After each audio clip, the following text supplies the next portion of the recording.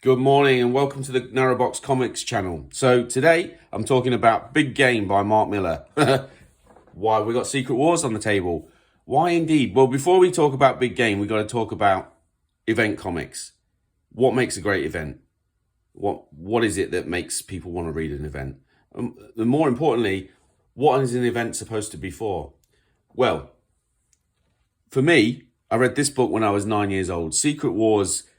I used to think it was nostalgia, a couple of years ago. I thought maybe it's just nostalgia. When Brian Michael Bendis did the Secret Wars for Marvel, and he did that awful storyline with Doctor Doom's castle, and well, I say awful storyline. It wasn't that bad. It just wasn't Secret Wars, and it was a cashing in on the name. And then the latest Secret Wars, Jonathan Hickman's, Fever Dream.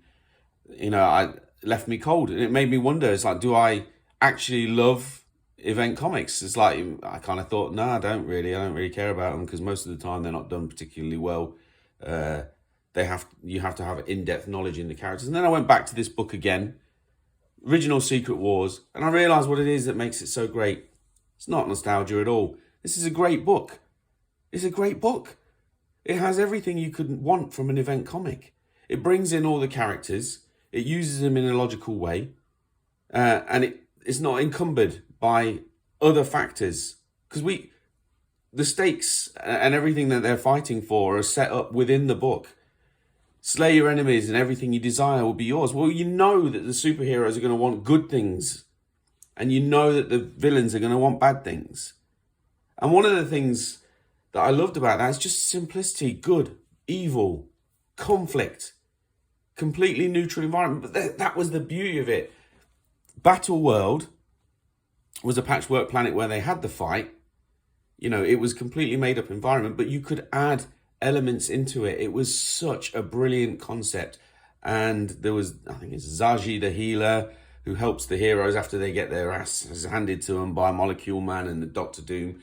That for me, brilliant. We see Galactus get slapped back by the Beyonder, so we know he's a potent threat.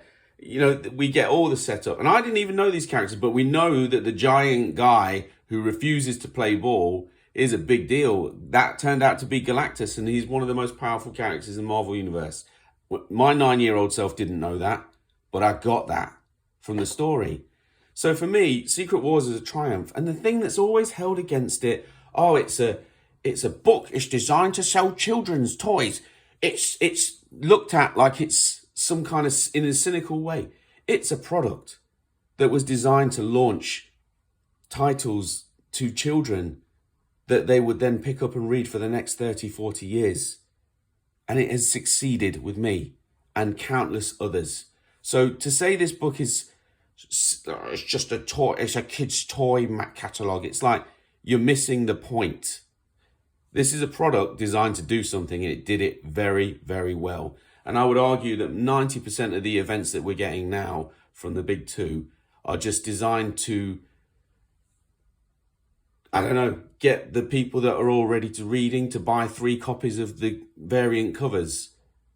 Yes, it might be designed to do that, but is that even a strategy that you should be using? I gave up with the X-Men's events. It's like, it seems like every week the event just leads to Jean Grey coming back, or they get in some kind of variant of the Phoenix storyline. It's boring. Infinity Gauntlet was a fantastic story, but what did we get afterwards? Infinity War. We get, Infinity War, I can go, and then we get that next Infinity story, and then for years we get loads of Soul Gem and this gem and that gem storylines, and it's kind of done. And we just get an event for an event's sake, and the stakes and everything that happened in that new book was set up in the old book. So you got to read the old book to understand the new book. Not so with Big Game. Big Game understands the assignment of what an event is. Now, I don't know these characters, but I know Mark Millar, and I just know that his books are great. So if I pick up a Mark Millar book, it's going to be fairly solid, and I know that it's going to be a decent read. Is it going to be the best book in the world? I don't know. Does all his characters jump out at me and think, oh, great? No. Kingsman, not interested in. Prodigy, another Tony Stark clone, but I am fairly interested in it, but I haven't seen it around. I haven't sought it out. Hook, Huck. The first time I had heard of him, but he saves animals. Not my thing, but after reading this, I'll definitely give it a go. Chrononauts, steered clear of that one because it's like, I'm not really interested in that sort of thing. After seeing it here, definitely going to get it. It's brilliant. The characters, like the way, and this is one of the things that I love so much about Mark Millar's stuff. Tonally, he really hits the notes of the fact that these superheroes are people. That he's written people. They are people. I don't know how else to say it. The comic book characters in X-Men Krakoa era that I've picked up and read, they're not people. They don't feel like people. They feel like archetypes or ideological figures. Like Magneto's never written as a person. He always seems to be Magneto the archetype. He says things, lofty things. He's negative and cynical. It's like that's his job in the story. He's not a person. And this is why their events tend to flop. Or not flop, they don't flop. People buy multiple copies of it. It does it what it's done. But they never have any mass appeal anymore. Nobody, this is a great on-ramp for me to start reading these comics, because they're not designed that way. This is designed exactly like that. So if you're not sure about this book, just go and read it. Because it's a one and done. You don't have to pick up 99 copies of it. Even if you followed the original floppies, it was 5. So, I can... My dip out rate is 4. If I see a miniseries that's 4, I'm going to give it a go. But if it's 5, maybe, if the first 2 are good. But if it's 12 or 15 or ongoing, you forget me. I'm not trying it out because there's no point. I'll read the first one and then I'll throw it out. There's no need to hop in. But when it's 4, it's like, I'll add that to my collection. Yeah, I'll go for that. 4 is a magic number for me. So 5 is, for Mark Millar, 5 is acceptable. Even 6, I'd give it a go. When I started reading this, I had mixed feelings about it right off the cuff. There was characters I felt that worked really well in this event, and some that didn't. But one of the things that I would say, flicking through it now, is that it understood the assignment. So I never read Wanted. I'm a Nemesis man. I mean, look at him. He's a great character, I didn't know what to expect when I saw him, but he just looks amazing. And then the artwork by Pepe Larraz, absolutely beautiful. And it sets it out immediately. We know this is a story about superheroes being killed by the villains and forgotten. And it kind of reminded me of Spider-Man and the Gauntlet, which I didn't actually read. But the idea that the villains thought, well, let's just beat them up together. This is what makes villains so compelling. They're more in line with what we would do if we had a problem. And the superheroes are encumbered by their love for people. And that's why they don't just take out their superheroes, unless they're the authority, obviously. So we see basically the Watchtower, the Justice League, or whatever these people are, the Justice League. The villains have all got together, the fraternity I believe it's from Wanted, and they've just decimated them. And so then they use some kind of device to wipe out the minds of the human race and erase superheroes from our reality and from our memory. And all that we're left with is the echoes of their exploits, which we express as comic books and TV. Now, this is where the story really works so well, because Nemesis being the figurehead for it, he's partially superhero in the superhero world anyway. He's got one foot in there, but he hasn't got any superheroes to actually fight up against. And that's the sleight of hand that he's done. So even though it's a multiverse, this isn't a multiverse story. The heroes from all of Mark Millar's story coexist in the same universe as Nemesis, but Nemesis has an area of focus of messing up with cops, specifically like police chiefs. So he is a very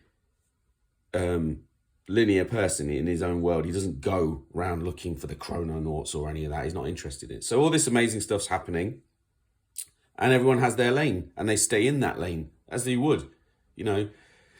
And so we get the fraternity head who killed all the superheroes asking Nemesis to help him get rid of the new ones that are emerging before they become a problem. Because, you know, that's the emergent world is what we're seeing. Mark Millar's early stories for all these characters. These are people coming to grips with their power. So it makes sense to have an event like this in this way with these characters at this time. And Nemesis is the perfect foil to kind of deal with act as the overarching villain, rather than being these shadowy figures. I mean, why would you go out and do it again when you can just pay someone else to do it who's really good at it? And Nemesis has proven himself. So that's what we see. So here we start to now go into the phase of the comic book where we're actually meeting the heroes that they're going to be facing Nemesis. And this is a particularly, I really enjoyed Starlight. I can't remember much about it right now, but I will be picking it up and having another look at it because I thought it was a cool story. Sci-fi stories are my thing now. I'm a big fan of those. I've kind of, after years of superheroes, I'm the John Carter and Mars, Buck Rogers fan. They're the characters that I'm really beginning to warm to.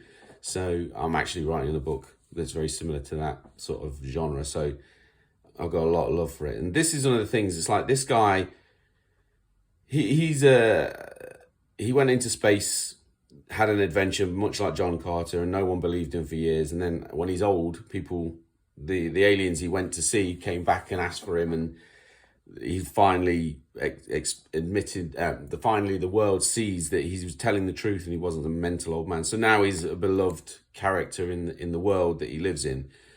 And this is just wonderful because this sets the stakes for what an event is actually about. It's about the little people. It's about the world we live in, about people trying to control and dictate our lives and take over and destroy us, or, you know, that's what heroes stand for. And there's too many times where an event happens above the heads of people, they'll fight, wreckage drops on us, kills them all, and it's just thrown away that, oh yeah, that's sad. And then we'll see some shots of the heroes helping to clear the wreckage and free people from the rubble. And it's like they couldn't have done anything about it. And you end up with this situation that was just like Man of Steel, Zack Snyder's Man of Steel, where Superman has this massive fight in Metropolis and it ends up with people being killed in the thousands and the hundreds of thousands. And it's like at no point did Superman think, I probably shouldn't bring this spaceship to Metropolis. I should probably make him come to the Indian Ocean and fight me there. But no, we'll just take the spaceship to Metropolis and we'll end the lives of hundreds of thousands of people. Then we'll contrive an ending that makes Superman a murderer. All that aside, the problem with Man of Steel for a Superman fan is that Superman would never have done that. His first instinct would have always been to ensure that the people of Metropolis were safe, to get that fight as far away from him as possible. But that's the issue, isn't it? It's not conducive to spectacle. You want to tell a spectacular story, you just skip all the stakes and stuff. You throw out all the stuff that actually shows what they're fighting for. This shows what they're fighting for. The children, people. That's what makes the hero different to the villain. That's why Secret Wars worked so well, because they didn't need to do this, because they made it was clear already. The goodies were in one ship, the baddies were in another. They went to a planet, they had a fight. That's beautiful design. That's eloquent design. People who knock Secret Wars don't understand that. So Mark Millar's doing the legwork here that he needs to do to set this event into motion, to make it believable. You know, he's got superheroes who are kind. He's got people who are smart and clever. They're uncovering mysteries. He's got people who are trying to make the world a better place actively. So we've got the ambassadors, and Pakistan is the latest recruit that's being brought into the superhero fold. So she's got a bank of superhero abilities that she gives to people that she's chosen from all around the world to be a rescue team. And it's so great to see that, because Superman used to be the rescue man, but now he's the punch villains and robots around a city man.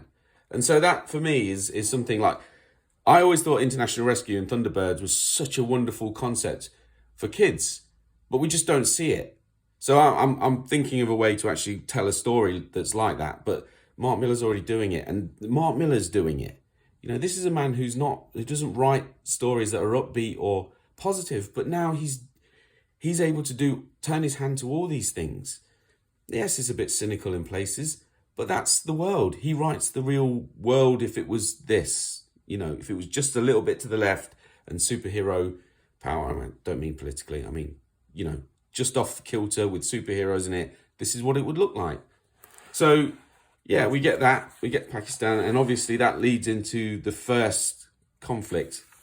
And we see Pakistan gets ambushed, and we know who's behind it because we know what the event's about, and Pakistan is a good guy working for the ambassadors.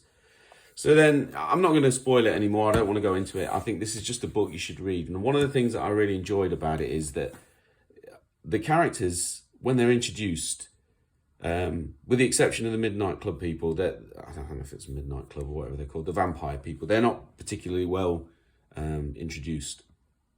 But there are some absolutely wonderful things that are set up in it. The Magic Order's appearances are absolutely great, really. And again, they're handled so well because they're such limitlessly powerful people. You have to handle that. And he handles it perfectly. And then it turns into a time travel caper. And it really does, it kind of has that whiff of Avengers Endgame about it.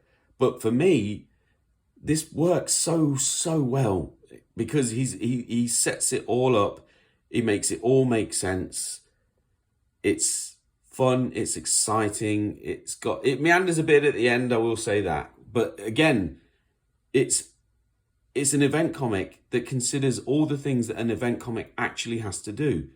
It isn't self-referential to the point of complete nonsense where you just give up because you just simply don't have the force of will to try and figure out what the relationships are between each of these characters, what they're talking about when they're constantly having conversations that exclude you. Because obviously they've been living together in this story that they're in. They know everything. You know nothing as an audience member, but you're expected to know it. And it just doesn't work. And it doesn't bring in new readers. And it doesn't provide an on-ramp for people. It doesn't make it accessible. It makes it just solidifies why you can't be involved in it. And for me, that's a really big loss.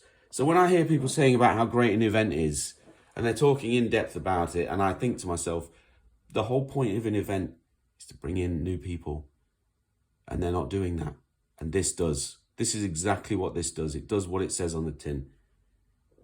And that's what the tin used to say. It used to be, bring in new people, bring in new people. We want to sell toys to lots and lots of children. Bring in new people, bring in new people.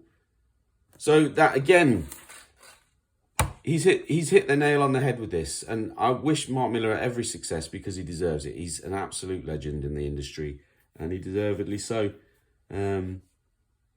And so I would say, definitely pick up this book. It's an absolutely fantastic book.